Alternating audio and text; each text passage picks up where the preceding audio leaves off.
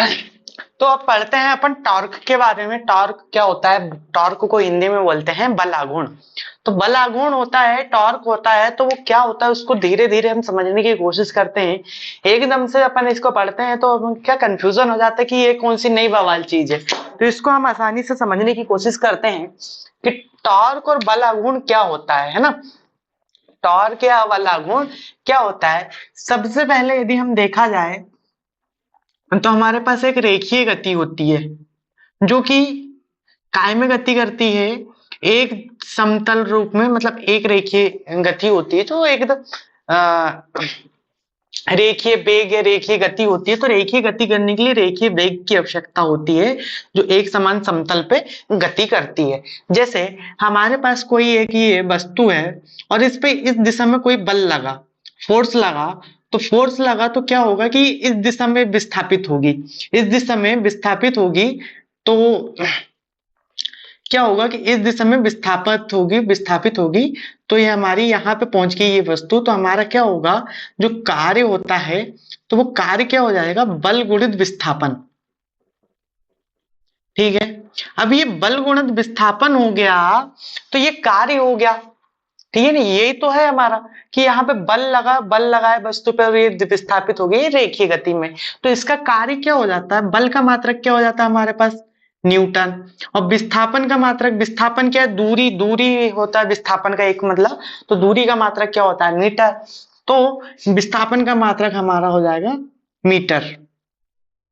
इसको हिंदी में लिख देते हैं, ये बल का मात्रक हो गया न्यूटन और इसका मात्रक क्या हो गया, मीटर।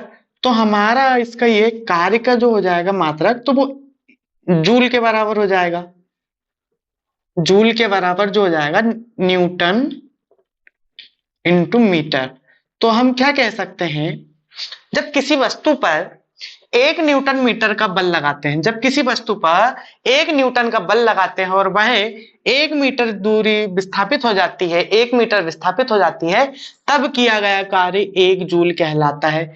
ये काय की परिभाषा होगी, कार्य की, ये आपको पता होगा। कार्य की परिभाषा क्या हो गई, जब किसी वस्तु पर एक न्यूटन का बल लगाते हैं और वह वस्तु एक मीटर विस्थापित हो जाती है, तब उस वस्तु पर किया गया कार्य एक जूल कहलाता है। ये अपन सबको पता है। अब ये रेखीय गति में हो गया, हम इस पे बल लगा रहे हैं, इधर गति में समतल पर ये गति करती है। अब यदि ये चीज, ये हमारे एक अक्ष है और ये किसी चीज से ऐसे बंधे हुआ है और ये वस्तु है हमारी, है ना, और ये अक्ष है, ये एक्सल है, एक्सल या अक्ष इसको बोल सकते हैं, और ये हमारी कोई वस्तु है, कुछ भी मान लो, और इस पे इस दिशा में बल लगाएंगे, तो इस दिशा में लगेगा तो ये इसमें बल लगेगा तो ये इस दिशा में ऐसे विस्थापित होगी, सीधे विस्थापित नहीं होगी, ऐसे इस दिशा में विस्थापित नहीं होगी, वो इस दिशा में ऐसे विस्थापित होगी।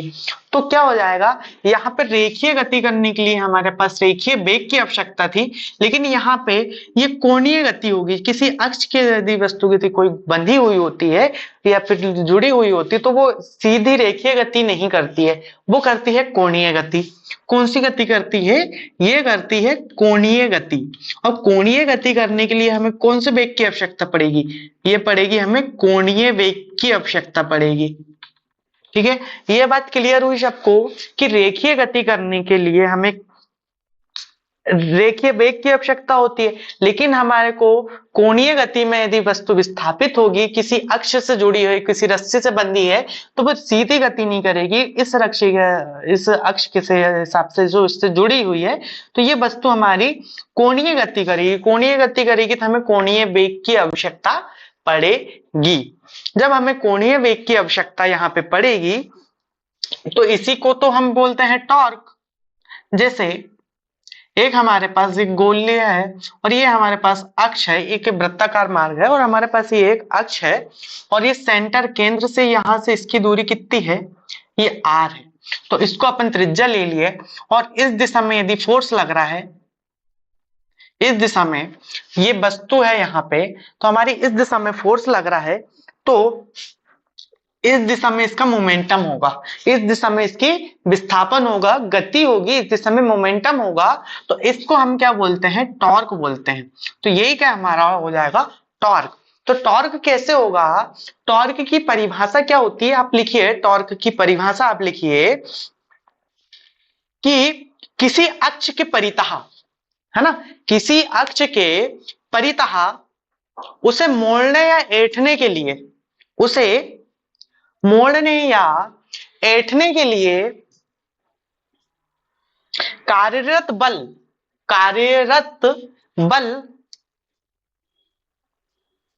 का मोमेंट, कार्यरत बल का मोमेंट बल आघूर्ण कहलाता है। यह कार्यरत बल का विस्थापन, कार्यरत बल का विस्थापन या मोमेंट बल आघूर्ण कहलाता है।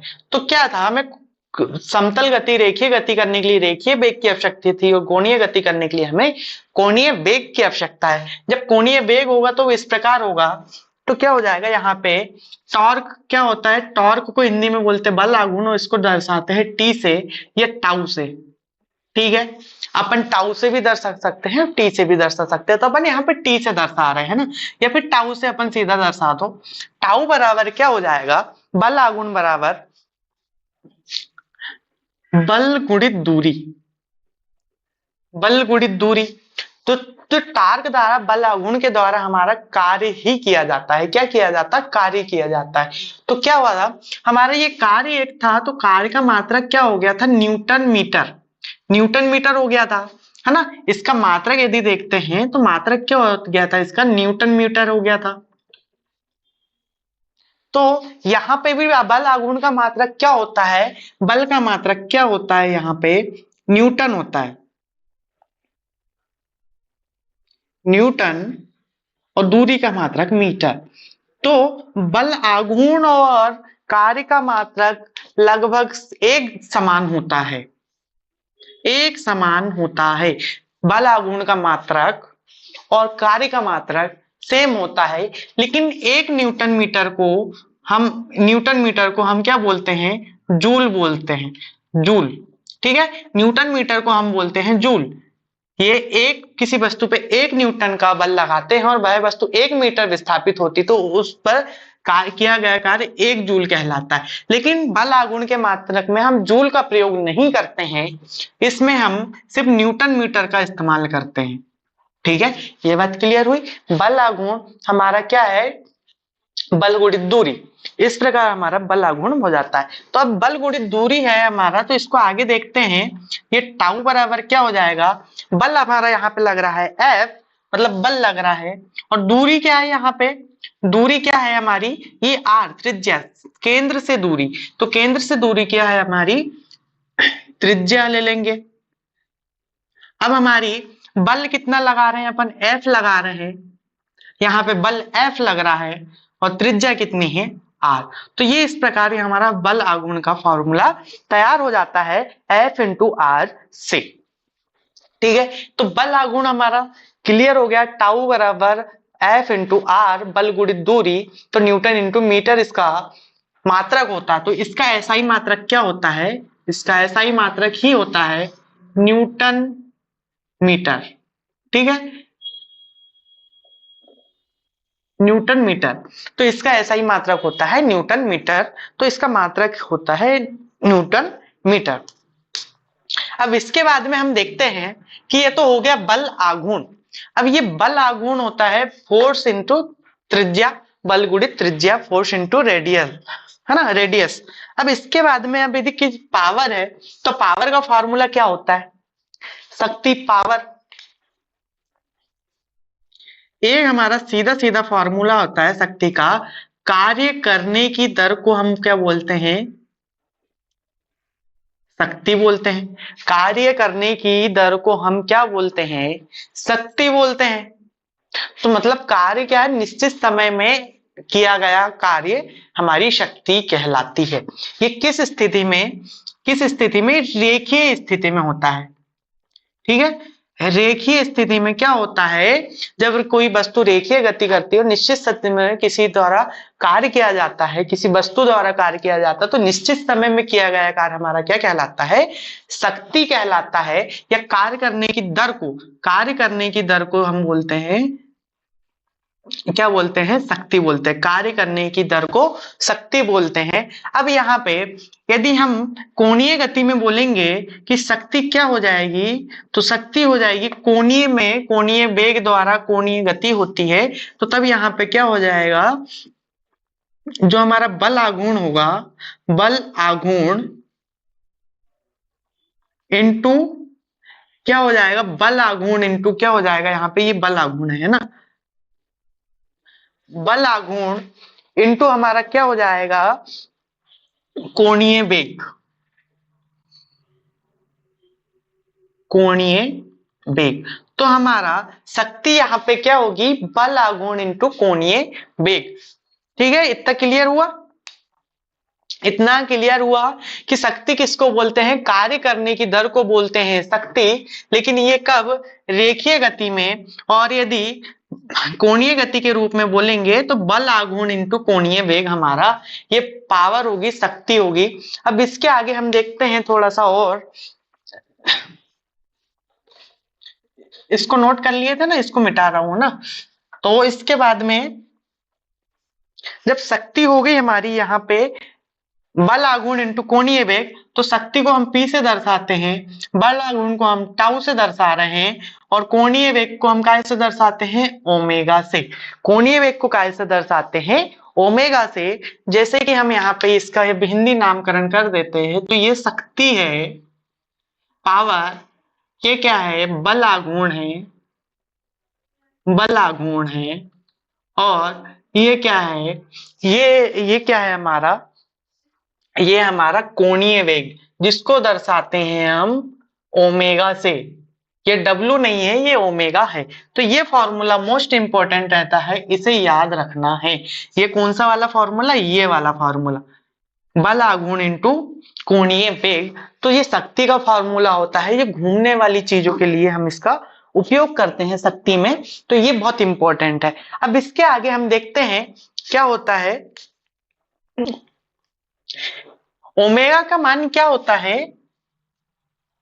ओमेगा बराबर क्या होता है, ओमेगा के बराबर में क्या होता है, तो ओमेगा बराबर होता है 2 पाई n, 2 पाई n होता है।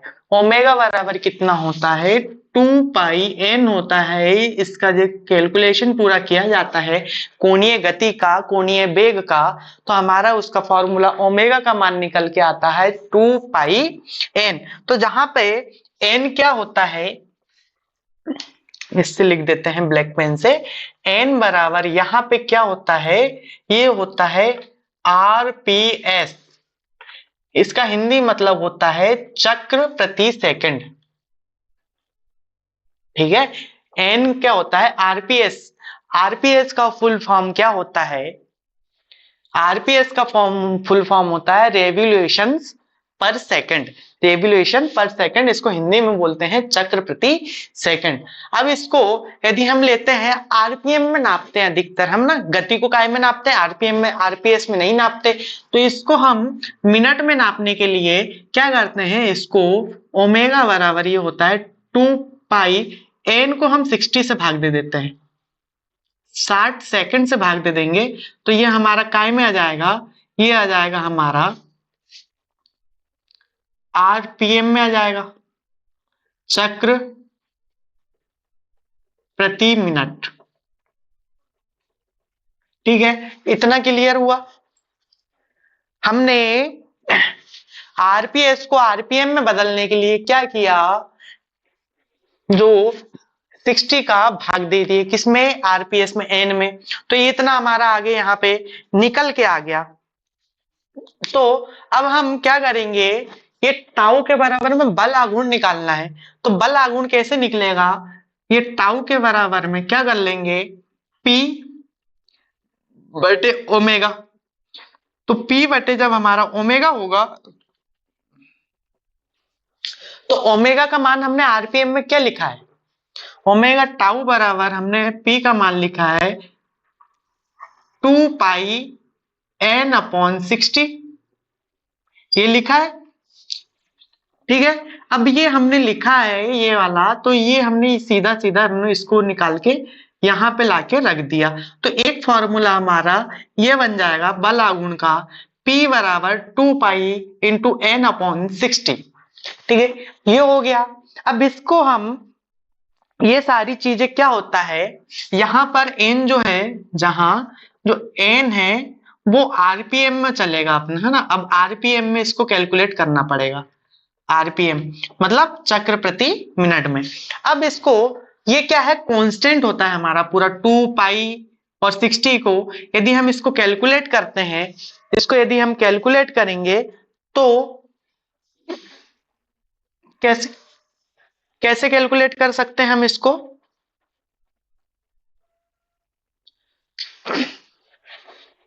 2 पाई, तो पाई की वैल्यू कितनी होती है, तो यहां पे जैसे हम इसको कैलकुलेट करते हैं, इसको क्या लिख सकते हैं, 2 पाई इंटू 60 है, एन के बटे में 60 है, तो इसको हम 1/60 लिख सकते हैं। इसको थोड़ा सा कैलकुलेट करेंगे 30 हो जाएगा, तो ये क्या हो जाएगा, पाई/30। तो पाई की वैल्यू कितनी होती है, 3.14। इसके बटे में 30 से मल्टीप्लाई करेंगे तो ये 30 यहाँ पे पूरा रहता, तो जीरो पूरा 10 बार भाग जाता, थोड़ा कम है, तो ये लगभग इसको कैलकुलेटर से कैलकुलेट करेंगे या भाग देंगे कि 9.55 के आसपास हमारा यहाँ पे ये नंबर आएगा, 9.55। ठीक है, इसको यदि हम कैलकुलेट करते हैं तो 9.55 हमारा नंबर आता है। तो इसको हम यहाँ पे लिख देते हैं कि टाउ बराबर, तो ये टाउ बराबर, सॉरी यहां पे इतना नंबर नहीं आएगा, ये यहां पे इसका आएगा 0.1047, ये इतना नंबर आएगा। ठीक है, जब इतना नंबर आएगा यहाँ पे तो हम इसको टाउ के बराबर में लिखेंगे P बटा 0.1047 इंटू एन। तो अब इसको कैसे लिख सकते हैं, टी टाउ बराबर 1/0.1047 इंटू पी अपॉन एन, ऐसे लिख सकते हैं। अब यदि इसको सॉल्व करेंगे, इसको यदि हम सॉल्व करेंगे तो टाउ के बराबर में जाएगा 9.55 इंटू पी अपॉन एन। तो हमारा एक ये नंबर के रूप में फॉर्मूला बन जाता है, क्या फॉर्मूला बन जाता है, 9.55 इंटू पी अपॉन एन। तो यहाँ पे पी क्या है हमारे, यहाँ पे पी है शक्ति, यहाँ पे पी है हमारी शक्ति। ठीक है, दिख रहा है, यहाँ पे पी है शक्ति और ये हमारा क्या है, गति है हमारी, क्या है, गति। एन क्या है, गति, किसमें है, आरपीएम में है, आरपीएम में गति है। ठीक है, ये चीजें समझ में आई आपको कि ये कैसे हुआ। ठीक है ना, क्लियर। बहुत धीरे से और तरीके से अपन ने समझने की कोशिश की है कि ये कैसे आया। ये टॉर्क है, जो टॉर्क है कोणीय गति में इसमें मोमेंटम होता है, कोणीय गति में मोमेंटम होता है तो बल गुणित दूरी से बलागुण होता है। तो हमारा दूरी कितनी है, ये त्रिज्या को दूरी मानते हैं और बल हमारा इस दिशा में लग रहा है, तो टॉर्क हमारा इसी को टॉर्क बोलते हैं। तो बल गुणित दूरी, तो हमारा बल लग रहा है F और दूरी है त्रिज्या, त्रिज्या हमारी R हमने ले लिया है ना। तो ये इस प्रकार से टाउ हुआ। अब इसको शक्ति के रूप में लिखेंगे तो शक्ति हमारा बल आघूर्ण प्लस कोणीय वेग होगा, जब हमारा ओमेगा का मान 2 पाई n होगा, तो ओमेगा का मान 2 पाई n होगा। ये n जो होता है आरपीएस में होता है, आरपीएस को आरपीएम में बदलने के लिए 60 से भाग दिया। अब इसका यहाँ पे हमने बल आघूर्ण का मान निकाला, तो इसको पक्षांतर करने पे क्या आया, टाउ बराबर पी अपॉन ओमेगा। तो पी अपॉन ओमेगा से हमने ये ओमेगा का मान यहाँ पे रख दिया, तो सीधा सीधा हमने यहाँ पे मान रखा और मान रखने के बाद ये कैलकुलेट किया 2 पाई/60 को, तो हमारे पास आया 1.1047। अब इसको हमने यहाँ पे सॉल्व करके ये लिखा, तो 1/0.1047 को सॉल्व करते हैं तो 9.55 आता है। तो इस प्रकार से हमने ये सीधा इसको सॉल्व किया। अब इसके बाद देखते हैं, ये हो गया बल आघूर्ण। तो बल आघूर्ण शक्ति के रूप में कैसे होगा, बल आघूर्ण शक्ति के रूप में ये सीधा ही होता है टाउ के बराबर में 9.55 शक्ति बटा ये स्पीड, गति, गति के रूप में हमारा ये होगा। यदि हमें टाउ निकालना है तो इस फॉर्मूले पे हमें शक्ति का मान रख के और गति कितनी है उसका मान रख के हम यहाँ पे बल आघूर्ण का मान निकाल सकते हैं। या फिर हमें बल आघूर्ण का मान दिया हो और हमें गति दी गई हो तो हम शक्ति निकाल सकते हैं, या शक्ति दी गई हो और बल आघूर्ण दिया गया है तो हम गति निकाल सकते हैं। तो कुछ चीजें हमें ये इसमें फॉर्मूले पे रख के हमें यहाँ पे निकाल सकते हैं। अब इसके बाद हम आगे देखते हैं, क्या देखते हैं कि आर्मेचर टॉर्क क्या होता है। ये तो हो गया टॉर्क, हमने पहले टॉर्क के बारे में समझा। अब इसके बाद में हम समझते हैं कि आर्मेचर टॉर्क क्या होता है, डीसी मोटर में आर्मेचर टॉर्क क्या होता है। ठीक है,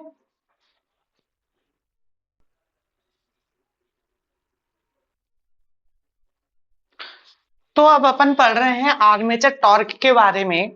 तो आर्मेचर टॉर्क क्या होता है इसके बारे में समझते हैं। पहले तो हमने टॉर्क के बारे में समझा कि टॉर्क क्या होता है, बल आघूर्ण क्या होता है, हम इसे कैसे कैलकुलेट करते हैं, कैसे निकालते हैं, शक्ति के रूप में हम इसे कैसे निकालते हैं। तो हम सबसे पहले हम ये नोटिस करते हैं कि हमारा टॉर्क क्या है। जो टॉर्क की परिभाषा आई हमारी, ये टॉर्क, इसको हम टाउ से दर्शा रहे हैं। ठीक है, इसको हम टाउ से दर्शा रहे हैं। ये 9.55 पावर अपॉन एन। तो यहाँ पे क्या है, ये जो है यांत्रिक शक्ति है। इसको किसको लेते हैं हम यहाँ पे, यांत्रिक शक्ति को लेते हैं। और ये वाली जो है ये गति होती है किसकी, तो कोणीय रूप में हम बल आघूर्ण को ज्ञात करते हैं तो उसकी गति होती है किसमें होती है, आरपीएम में होती है। तो ये वाला फॉर्मूला हमें मोस्ट इंपॉर्टेंट है। इसी के बेस पे हम पूरे के पूरे हम आर्मेचर टॉर्क, शाफ्ट टॉर्क वगैरह हम ज्ञात कर सकते हैं। तो हमारा आर्मेचर टॉर्क है, तो आर्मेचर टॉर्क है तो हम इसमें क्या देखते हैं, ये टाउ बराबर ये वाला फॉर्मूला लिखते हैं। सीधी सी बात है, ये वाला फॉर्मूला लिखेंगे तो एक क्या हो जाएगा, टाउ बराबर 9.55। ठीक है, और हमारे पास आर्मेचर में उत्पन्न यांत्रिक शक्ति कितनी होती है, वो होती है EB into IA upon N। तो ये हमारा आर्मेचर टॉर्क हो जाता है। क्या हो जाता है, आर्मेचर टॉर्क हो जाता है। ठीक है, तो इसमें क्या है, हम क्या लिखेंगे, जो हमारी है ये गति है, आरपीएम में गति, इसको इंग्लिश में लिख सकते हैं स्पीड इन आरपीएम में। ठीक है, और ये जो है ई बी इंटू आई है ना, तो ये है आर्मेचर में उत्पन्न यांत्रिक शक्ति। आर्मेचर में उत्पन्न यांत्रिक शक्ति। तो हमारा क्या हो जाएगा, आर्मेचर टॉर्क का फॉर्मूला क्या हो जाएगा, ये नॉर्मल सा 9.55 इंटू ईवी इंटू आई ए अपॉन एन, आर्मेचर में उत्पन्न यांत्रिक शक्ति है ना। तो ईवी इंटू आई ए आर्मेचर में उत्पन्न यांत्रिक शक्ति है और एन क्या है, आरपीएम में मतलब गति है, आरपीएम में गति है। तो इस प्रकार से हम यहाँ पे ले लेते हैं। तो हमने तो ये पूरा कांस्टेंट हमने सॉल्व करा तो 9.55 ऐसे ओमेगा की वैल्यू निकल के आती है। ओमेगा से टॉर्क की वैल्यू हम यहाँ पे निकालते हैं। अब यदि हम इसको थोड़ा विस्तृत रूप में लिखते हैं तो क्या लिखेंगे, ये तो हो गया एक नॉर्मल से, इस पे बेस्ड हमारा एक आर्मेचर टॉर्क हो गया। लेकिन यदि हमसे आर्मेचर में पूछ लिया कि फ्लक्स कितनी है, पोल कितने हैं, है ना, समांतर पथ की संख्या कितनी है, कंडक्टर की संख्या कितनी है, तो यदि हमसे उसके फॉर्मूले पे भी हम लिख देंगे। तो यहाँ पे जो है ईबी का मान हम लिख देंगे। तो ईबी का मान क्या होता है, यदि हम ईबी का मान लिख दें या फिर इसको भी थोड़ा सा अनसॉल्व कर दें, पहले जाएं तो क्या हो जाता है, ओमेगा का मान कितना होता है हमारे पास, 2 पाई एन होता है। ओमेगा की वैल्यू कितनी होती है, 2 पाई एन होती है।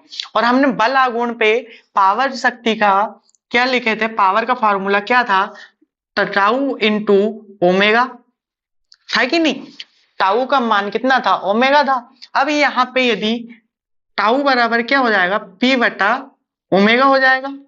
और ओमेगा का मान हम यहाँ पे टाउ बराबर रख देंगे तो ये 2 पाई n हो जाएगा। यदि ये टाउ बराबर 1/2 पाई n इंटू पी लिख सकते हैं इसको ऐसे, कोई दिक्कत तो होगी नहीं यहाँ पे। इस प्रकार से इसको ऐसे लिखे तो हमने किसी प्रकार में कोई दिक्कत है नहीं है। ये क्या है, यांत्रिक शक्ति को ले रहे हैं अपन यहाँ पे, यांत्रिक शक्ति को ले रहे हैं। शक्ति के बारे में एक चीज क्लियर कर दूं मैं पहले ही, है ना। शक्ति के बारे में सबसे पहले मैं एक चीज क्लियर कर दूं कि शक्ति का जो मात्रक होता है, शक्ति का मात्रक, तो इसका जो व्यवहारिक मात्रक होता है, व्यवहारिक मात्रक होता है, क्या होता है, ये होता है HP, हॉर्स पावर, ठीक है। और एक होता है परम मात्रक, एब्सोल्यूट मात्रक इसको बोलते हैं, परम मात्रक, इसको बोलते हैं एब्सोल्यूट मात्रक, है ना। तो ये होता है वाट, ठीक है। तो ये आपको हमेशा याद रखना है कि व्यवहारिक प्रैक्टिकली रूप में हमारा जो मात्रक होता है HP, अश्व शक्ति, और जो परम मात्रक होता है वो वाट होता है, ठीक है। अब हमने यदि टाउ के बल आघूर्ण के रूप में हमने शक्ति का फॉर्मूला इस प्रकार से जमा लिया है, तो अब हम इसको यहाँ पे लिखते हैं।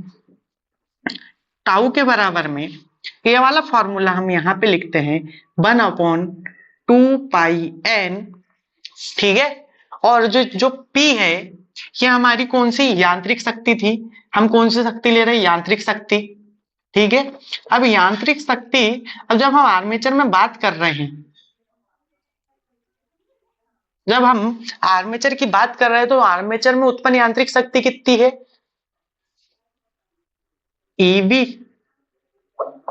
ईवी और IA, तो इतनी शक्ति तो हमारी आर्मेचर में उत्पन्न हो रही है यांत्रिक शक्ति, ठीक है।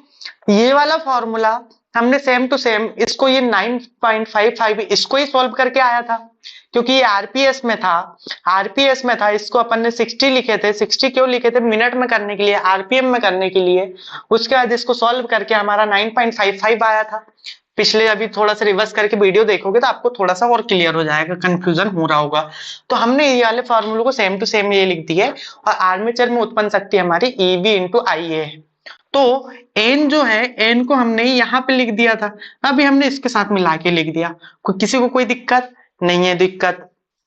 अब यदि हम बात करते हैं बैक ईएमएफ का फॉर्मूला क्या होता है, बैक ईएमएफ बराबर क्या होता है, φZ/60 इंटू P/A, ये होता है।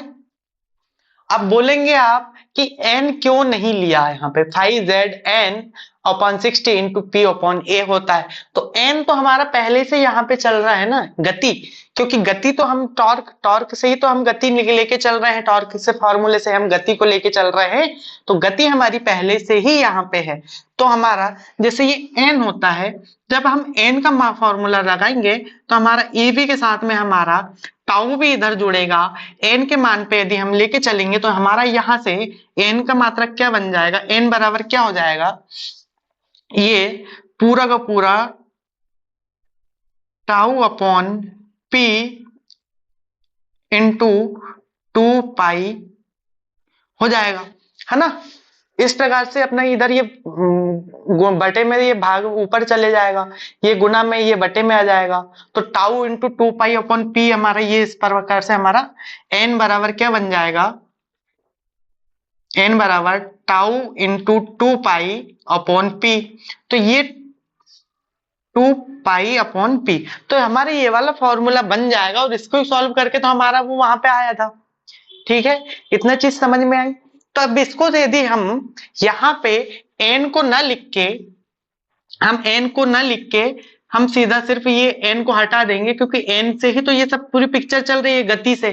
तो हम क्या करेंगे, सीधा EV का फॉर्म यहाँ पे रख देंगे n को हटा के, क्योंकि गति को हटा के इसमें रखेंगे, क्योंकि गति के ही समतुल में हमारा ये सारा सिस्टम यहाँ पे आ रहा है। तो क्या हो जाएगा, टाउ के बराबर में 1/2 पाई, ठीक है। इसको n को भी यहां लिख देते हैं। EB का मान क्या है, 5Z/60 इंटू P/A, ठीक है। तो हमारा यही आर्मेचर टॉर्क का फॉर्मूला है, डीपली में आर्मेचर टॉर्क का फॉर्मूला है। अब इसमें फ्लक्स, ये फाई क्या है, ये है फ्लक्स प्रति पोल है, फ्लक्स प्रति ध्रुव या पोल है ना, ध्रुव या पोल।